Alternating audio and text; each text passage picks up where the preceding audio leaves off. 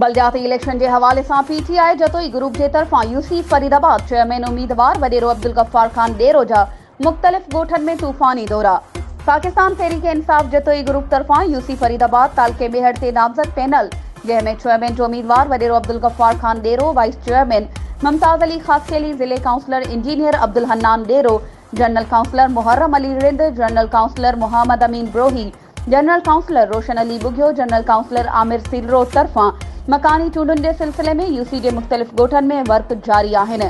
इन हवाले से यूसी की मुख्तलिफ बिरादरिन सीलरा, गाइबजा, ब्रोही, रिंद, बुघिया, करटिया और चांडिया बिरादरी समेत मुख्तलिफ बिरादरिन तरफा भरपूर हिमायत जो ऐलान किया वियो आहे।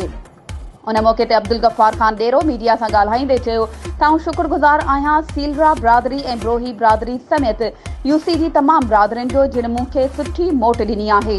इंशाअल्लाह इलेक्शन में कामयाब थी अवाम की ख़िदमत कंदासीं।